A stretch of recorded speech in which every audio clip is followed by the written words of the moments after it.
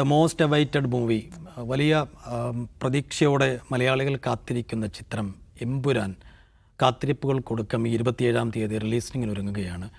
ഒരു ബ്രഹ്മാണ്ഡ ചിത്രം, pan Indian movie എന്നൊക്കെയുള്ള രീതിയിലാണ് ചിത്രം വരുന്നത്. ഏറ്റവും കൂടുതൽ മുതൽ മുടക്കുള്ള മലയാള ചിത്രമാണ്. അതിനപ്പുറത്തേക്ക് തുടക്കത്തിൽ തന്നെ വലിയൊരു റെക്കോർഡ് അത് കൈവരിച്ചിട്ടുണ്ട്. കാരണം ഇനീഷ്യൽ ടിക്കറ്റ് ബുക്കിങ്ങിൻ്റെ കാര്യത്തിലൊക്കെ വലിയ കളക്ഷനൊക്കെ മറികടന്നു എന്നതിൻ്റെ അണിയറക്കാർ അവകാശവാദങ്ങൾ ഉന്നയിക്കുന്നുണ്ട്. എന്തായാലും നമ്മൾ ഈ ബുക്ക് മൈ ഷോയിലൊക്കെ പോകുമ്പോൾ ഒരാഴ്ചത്തേക്കുള്ള ടിക്കറ്റൊക്കെ ഓൾറെഡി ബുക്കിംഗ് ആണ് എല്ലാ തിയേറ്ററുകളിലും എന്ന് കാണുന്നുണ്ട്. അപ്പോൾ ഒരു വലിയ ഹൈപ്പ് ആ ചിത്രത്തിന് കാണുന്നുണ്ട്. എങ്ങനെ സ്വീകരിക്കും ലോകമെങ്ങുമുള്ള സിനിമാ പ്രേമികൾ എന്നുള്ളതും കൂടി സംസാരിക്കുകയാണ് നമ്മൾ. നിഷാദ്, എമ്പുരാൻ നമുക്കും മലയാളത്തിനും ഇത്തരത്തിലൊരു വലിയ സംഗതിയൊക്കെ ഉണ്ടാക്കിയെടുക്കാൻ പറ്റും എന്ന് തെളിയിക്കാൻ പോകുന്നു എന്ന് തോന്നുന്നു. വലിയ ഹൈപ്പുണ്ട്. അതായത് സമീപകാലത്തൊരു വിഷയം മലയാള സിനിമ ഇത്രയും വലിയ ഒരു ഹൈപ്പ്, പ്രത്യേകിച്ച് മലയാളം ഇന്ത്യൻ ഇൻഡസ്ട്രിക്ക് ഇത്രയും വലിയ ഹൈപ്പ് വേറെ കൊടുത്തിട്ടില്ല എന്ന് നമുക്ക് തോന്നുന്നില്ലേ. അത്രയും വലിയ തോതിൽ ഇന്ത്യയിൽ ആകമാനം ഡിസ്കസ് ചെയ്യപ്പെടുന്നു. സൗത്ത് ഇന്ത്യയിൽ പല സ്ഥലത്തും കേരളം വിട്ടുള്ള സംസ്ഥാനങ്ങളിൽ പോലും പ്രീ ബുക്കിംഗ് മാത്രം എടുത്താൽ മതി അതെന്തുമാത്രം വലിയ ഓളം ആവേശം ഉണ്ടാക്കുന്നുണ്ടെന്ന് കാണാൻ. അപ്പോൾ ആ നിലയ്ക്കുള്ള അവരുടെ സിനിമ ഇൻഡസ്ട്രിയെ സംബന്ധിച്ച് ഭയങ്കര ഒരു സംഗതിയായിട്ട് മാറാൻ പോവാണ്. പിന്നെ മലയാളികളെ സംബന്ധിച്ച് മോഹൻലാലിൻ്റെ ഒരു മാസ് പടം വരാൻ പോകുന്നു. അപ്പോൾ മലയാളികൾ മോഹൻലാലിൻ്റെ മാസ് പടങ്ങളെ, ആക്ഷൻ പടങ്ങളെ വല്ലാതെ ആഘോഷിച്ച പാരമ്പര്യമുള്ളവരാണ്. ആ മോഹൻലാലിൻ്റെ ആക്ഷൻ്റെ ഒരു പീക്ക് കാണിക്കാൻ പോവുകയാണ്. അദ്ദേഹം ഒരു ഇൻ്റർനാഷണൽ സ്റ്റാറായിട്ടാണ് വരാൻ പോകുന്നത് എന്നാണ് ഈ സിനിമയുടെ മൊത്തം ട്രെയിലറൊക്കെ കാണുമ്പോൾ തോന്നുന്നത്. അപ്പോൾ അത് മലയാളി പ്രേക്ഷകർക്ക്, പ്രത്യേകിച്ച് മോഹൻലാൽ ആരാധകർക്ക്, മമ്മൂട്ടി മോഹൻലാൽ ബിഗ് ഗംസിനെ ആരാധിക്കുന്നവർക്ക് സ്വാഭാവികമായിട്ടും ഉണ്ടാക്കി കൊടുക്കുന്ന ഒരു ഗൂസ് ബംസ് ചെറുതായിരിക്കില്ല. അപ്പോൾ ആ നിലയ്ക്കുള്ള ഹൈപ്പ് ഉണ്ടാവുക, അത്രയും പ്രതീക്ഷയോടെ ആൾക്കാർ കാത്തിരിക്കുന്നത്. പിന്നെ ഒരു കാര്യമുണ്ട്, ലൂസിഫർ ആ നിലയ്ക്ക് ഭയങ്കര ഒരു സെലിബ്രേറ്റ് ചെയ്ത സിനിമയാണ്, ഭയങ്കര ഹിറ്റായ സിനിമയാണ്. ആ ഹിറ്റിനൊപ്പം ആരൊക്കെ ഉണ്ടായിരുന്നു അവർ മുഴുവൻ ഇതിൻ്റെ എല്ലാം സെക്കൻഡ് പാർട്ട് വെയിറ്റ് ചെയ്യുന്നുമുണ്ട്. ആ നിലയ്ക്ക് ആ സിനിമ ഒരു ഭയങ്കര ശുഭകരമായ ചില സൂചനകൾ നൽകുന്നുണ്ട്. ട്രെയിലർ കാണുമ്പോൾ തന്നെ ഭയങ്കര ആവേശമാണ്. മലയാള സിനിമ ഇത്രയും ക്വാളിറ്റിയിൽ, പ്രത്യേകിച്ച് ഇൻ്റർനാഷണൽ ക്വാളിറ്റിയിൽ അത്തരം ആക്ഷൻ സീനുകളൊക്കെ എടുത്തിട്ടുണ്ടെങ്കിൽ അത് അത്രയും ഇതുണ്ടാക്കുമായിരിക്കും. എന്താണ് പിന്നെ അതിൻ്റെ കഥ എന്താണ്, കഥാപരിസരം എന്താണ് കുറിച്ചുള്ള വലിയ ചർച്ചകൾ നടക്കുന്നുണ്ട്. നമുക്കറിയില്ല. ലൂസിഫറിൻ്റെ കഥാപരിസരം നമുക്കറിയാം. കേരളത്തിലെ കോൺഗ്രസിൻ്റെ നേതൃത്വത്തിൽ നടക്കുന്ന ഒരു സർക്കാരും ആ സർക്കാരിൻ്റെ പിന്നിൽ നടക്കുന്ന ചില അണിയറ പ്രവർത്തനങ്ങളൊക്കെയാണ് ആ സിനിമയിൽ അതിനെ തടയാൻ വരുന്ന ഒരു എക്സ്റ്റേണൽ ഫോഴ്സായി വരുന്ന മോഹൻലാലിനെ പോലെ ഒരു നേതാവ്. പിന്നീട് അദ്ദേഹം ഒരു വലിയ ഗാങ്സ്റ്ററാണെന്ന് നമ്മൾ തിരിച്ചറിയുന്നു. ഈ സിനിമയിൽ ഇനി അതിൻ്റെ തുടർച്ചയിൽ എന്തായിരിക്കും കാണിക്കാൻ പോവുക? ഈ സിനിമയിൽ നോക്കുമ്പോഴും കോൺഗ്രസിൻ്റെ റെഫറൻസുകളുണ്ട്, BJPയുടെ റെഫറൻസുണ്ട്, CPIMൻ്റെയോ ലെഫ്റ്റിൻ്റെയോ ഒന്നും കാണുന്നില്ല.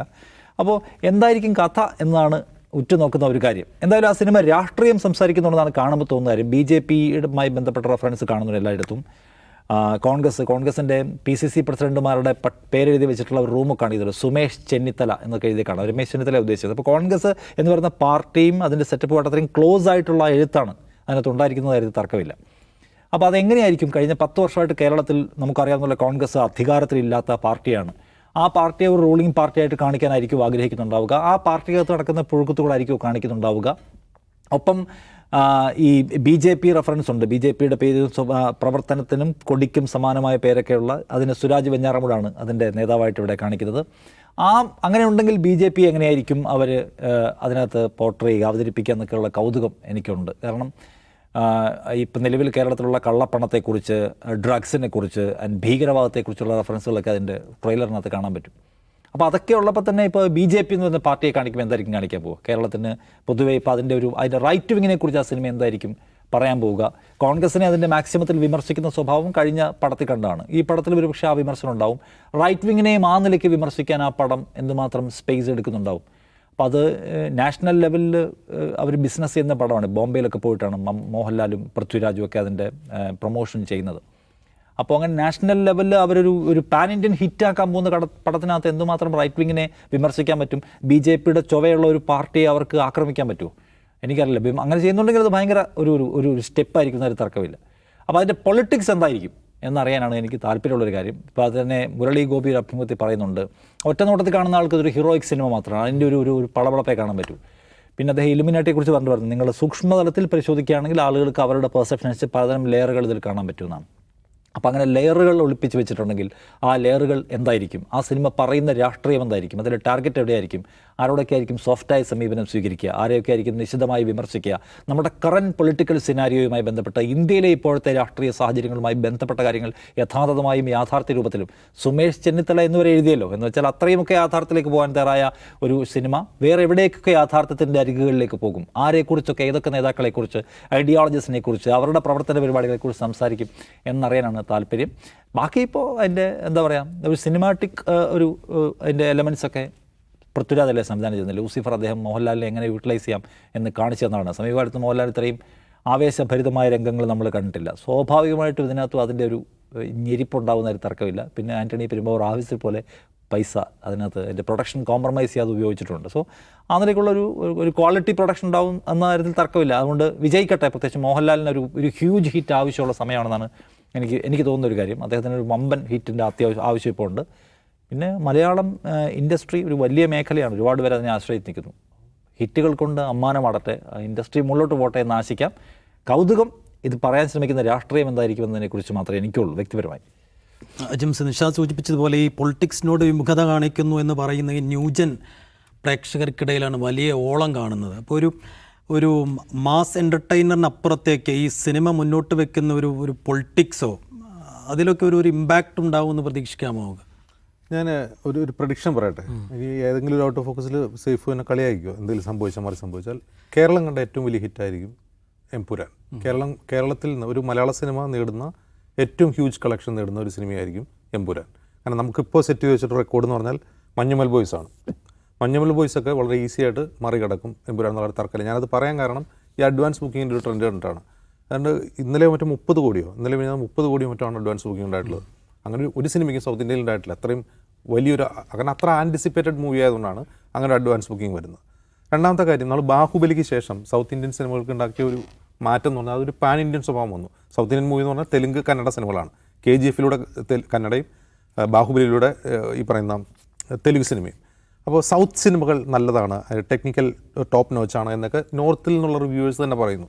സൗത്ത് സിനിമകളാണ് നല്ലത്, ബോളിവുഡ് സിനിമകളൊക്കെ എന്നൊക്കെ പറഞ്ഞുകൊണ്ടിരിക്കുമ്പോൾ അവിടേക്ക് എൻട്രി ചെയ്യാൻ മലയാളം സിനിമ ഇതുവരെ ശ്രമിച്ചിട്ടില്ല. അപ്പോൾ മഞ്ഞുമൽ ബോയ്സ് തന്നെ കേരളത്തിന് പുറത്ത് ഹിറ്റായത് തമിഴ്നാട്ടിലാണ്. പിന്നെ ഓവർസീസ് കളക്ഷനാണ് ഈ പറയുന്ന ഏറ്റവും വലിയ ഗ്രോസ് മഞ്ഞുമൽ ബോയ്സ് നേടിക്കൊടുത്തത്. പക്ഷേ ബാഹുബലിയോ KGF-ഓ RRR-ഓ ഒക്കെ ചെയ്തതുപോലെ ഒരു കടന്നുവരവ് മലയാള സിനിമ ഇതുവരെ നടത്തിയിട്ടില്ല, ഒരു സിനിമയും നടത്തിയിട്ടില്ല. അവിടെയാണ് പൃഥ്വിരാജ് വളരെ ധീരമായി അത് ചെയ്യാൻ ശ്രമിക്കുന്നത്. ഇപ്പോൾ ലൂസിഫർ എടുത്തു നോക്കുക. ലൂസിഫർ ആർത്ഥത്തിലൊരു പാൻ ഇന്ത്യൻ സിനിമയേ അല്ല. പാൻ ഇന്ത്യൻ സിനിമയല്ല എന്ന് മാത്രമല്ല, 2019 ലോക്സഭാ തെരഞ്ഞെടുപ്പിന് തൊട്ട് മുമ്പാണ് ആ സിനിമ റിലീസ് ചെയ്യുന്നത്. ശരിക്കും ആ സിനിമ പറയുന്നത് കോൺഗ്രസിൻ്റെ കഥ തന്നെയാണ്, നെഹ്റു കുടുംബത്തിൻ്റെ കഥയാണ്. പ്രിയദർശിനി എന്ന പേരിലൊരു നായിക, അവരുടെ ഭർത്താവായി വരുന്ന റോബർട്ട് വാദ്രയോട് സാമ്യമുള്ള ബോബി എന്നു പേരുള്ള ഒരു വില്ലൻ, കൃത്യമായും രാഹുൽ ഗാന്ധിയുടെ മുഖസാദൃശ്യമുള്ള ടോവിനോയുടെ കഥാപാത്രം. അപ്പോൾ അത് കോൺഗ്രസിനെ താലോലിക്കുകയോ കോൺഗ്രസിൻ്റെ ഐഡിയോളജികളെ നന്നാക്കി പറയുന്നൊരു സിനിമയല്ല. കോൺഗ്രസിനകത്ത് ഇതൊക്കെയാണ് നടക്കുന്നത് എന്ന് പറഞ്ഞുകൊണ്ട് BJP-യെ പറ്റി മൗനം പാലിച്ചൊരു സിനിമയായിരുന്നു ഒരു പ്രത്യേക പൊളിറ്റിക്കൽ സമയത്ത്. പക്ഷേ ലൂസിഫർ അതിൻ്റെ ഒരു മേക്കിംഗ് ക്വാളിറ്റി കൊണ്ടും മറ്റും അത് വലിയ ഹിറ്റായി മാറി. അപ്പോൾ അതിൻ്റെ ഒരു എന്താണ് പറയുക, സ്വീക്കൽ എന്ന നിലയ്ക്ക് എമ്പുരാൻ വരികയാണ്. ഞാൻ അതിൻ്റെ രാഷ്ട്രീയമൊക്കെ മാറ്റി വയ്ക്കുകയാണ്. അതിലിപ്പോൾ നാളെ ആ സിനിമയിൽ എന്ത് രാഷ്ട്രീയം പറയുന്നുള്ളത് പ്രസക്തമല്ല. പൃഥ്വിരാജ് ഇതിലെ പ്രസ് മീറ്റിൽ പറയുന്നൊരു കാര്യമുണ്ട്, ഇത് ആദ്യത്തെ ഒരു 25 മിനിറ്റ് ഒരു ഹിന്ദി സിനിമയാണെന്നാണ്. അതായത് ആദ്യത്തെ 25 മിനിറ്റ് ഹിന്ദി മാത്രമാണ് അതിൽ സംസാരിക്കുക. അതിൻ്റെ ലക്ഷ്യം തന്നെ ഇതിനൊരു പാൻ ഇന്ത്യൻ പെനിട്രേഷൻ ഉണ്ടാക്കുക എന്നുള്ള പൃഥ്വിയുടെ ബുദ്ധിയാണത്. അത് ഒരു ഹിന്ദി ബെൽറ്റിൽ ആ സിനിമ സ്വീകരിക്കപ്പെടണമെന്ന് അദ്ദേഹം ആഗ്രഹിക്കുന്നു.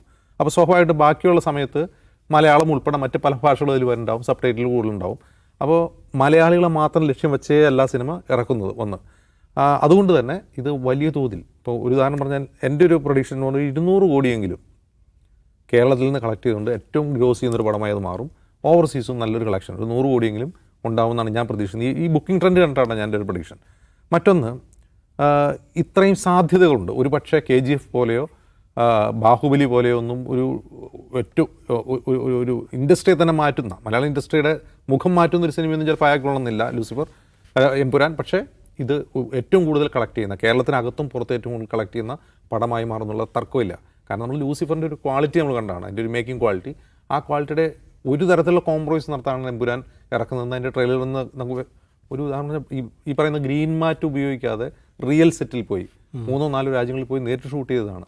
ആ സിനിമ എന്നുള്ളതുകൊണ്ടാണ് ഞാൻ അത് പറയുന്നത്. എനിക്ക് പൃഥ്വിരാജിൻ്റെ ഒരു ഫിലിം മേക്കർ എന്നുള്ള നിലയിൽ പൃഥ്വിരാജിൽ എനിക്ക് അത്ര വിശ്വാസമുള്ളതാണ് ഞാൻ അത്രയും ആത്മവിശ്വാസം പ്രകടിപ്പിക്കുന്നത്. മറ്റൊരു പ്രധാന പ്രശ്നം എമ്പുരാൻ നേടാൻ പോകുന്ന ഒരു വെല്ലുവിളി എന്ന് പറയുന്നത്, മോഹൻലാൽ മലയാളികളുടെ ഒരു കൾച്ചറൽ ഐക്കണാണ്, ഒരു സാംസ്കാരിക ബിംബമാണ്. എങ്കിൽ പോലും നോർത്ത് ഇന്ത്യയിൽ അദ്ദേഹം അത്ര സ്വീകാര്യനല്ല. അദ്ദേഹത്തെ എല്ലാവരും അറിയുകയോ അദ്ദേഹം നോർത്ത് ഇന്ത്യൻ കുടുംബങ്ങളിൽ അദ്ദേഹം സുപരിചിതനായൊരു താരമല്ല.